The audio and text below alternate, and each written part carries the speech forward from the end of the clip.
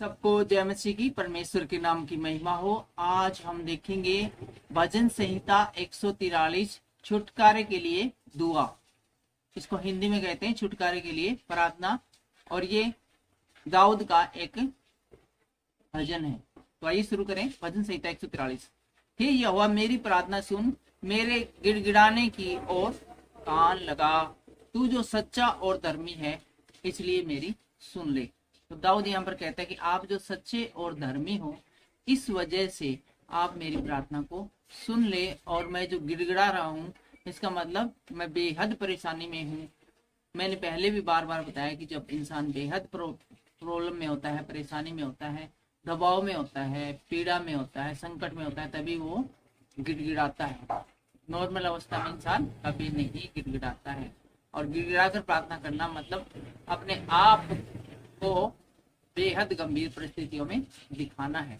और अपने दास से मुकदमा नहीं चला। अपने दास से मुकदमा मतलब मैंने जो अपराध किए हैं, क्राइम किए हैं, जो गलती पे गलती की, उनका हिसाब किताब तू ना ले और मेरे अपराधों को ढांप दे, क्योंकि कोई प्राणी तेरी दृष्टि में निर्दोष नहीं ठहर सकता। परमेश्वर की नजर में कोई भी व्यक्ति, चाहे वो कितना भी अपने आप को अच्छा बताए, धर्मी नहीं ठहर सकता है। हर इंसान कहीं न कहीं, कभी न कभी 24 घंटे में कोई न कोई गलती कर ही देता है। और तीसरी आयत बताती है, शत्रु तो मेरे प्राण का गाहक हुआ। शत्रु मेरा दुश्मन है, वो तो मेरे प्राणों के पीछे पड़ा।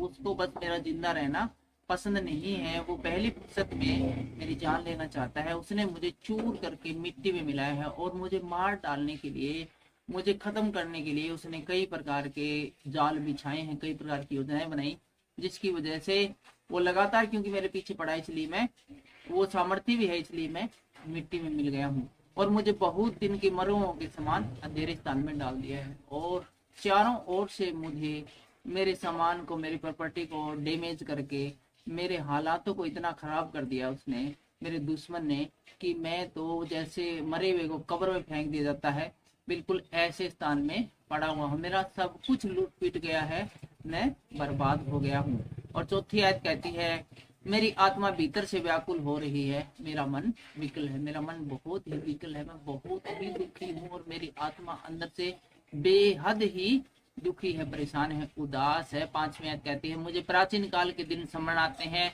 मैं तेरे सब अद्भुत कामों पर ध्यान करता हूँ और तेरे काम को सोचता हूँ।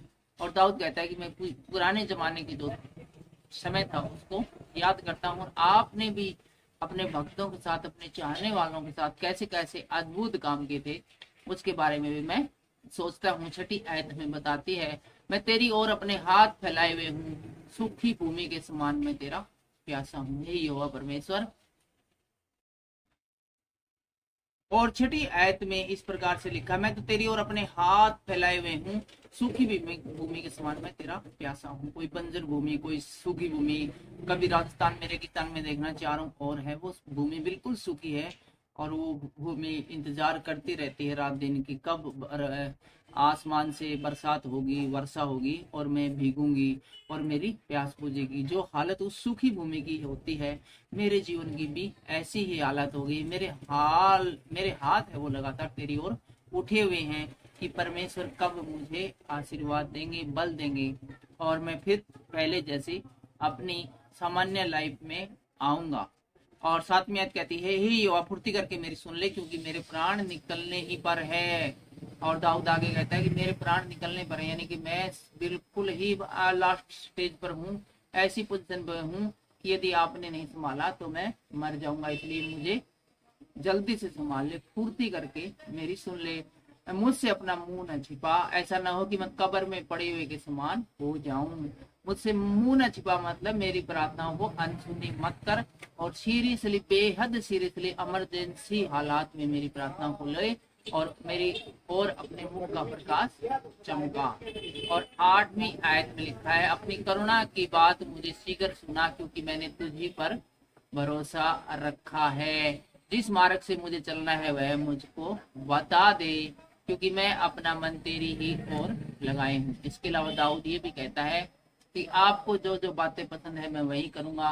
किस रास्ते पे मुझे चलना है, आगे मुझे अपना जीवन किस प्रकार से यापन करना है, ये सारी बातें मुझे बता दे। मैं उसी के अनुसार आगे से अपनी लाइफ को रन करूंगा, चलाऊंगा। और 9वीं आयत कहती है, हे यहोवा मुझे शत्रुओं से बचा ले, मैं तेरी आड़ में आ छिपा हूँ। दाऊद एक बात बार बार कहता है, मैं तेरी आड़ में आ छिपा हूँ, मैं तेरी शरण में आ गया हूँ, यहोवा मेरा दर्दगढ़ है। तो ऐसी बातें हैं वो परमेश्वर को खुश करने वाली है। जब हम परमेश्वर से कहते हैं मैं तेरी आड़ में आ छिपा हूँ, तो इसका मतलब हम परमेश्वर की प्रोटेक्शन में पहुंच जाते हैं। हमारे बचाने का काम आगे से परमेश्वर का होता है।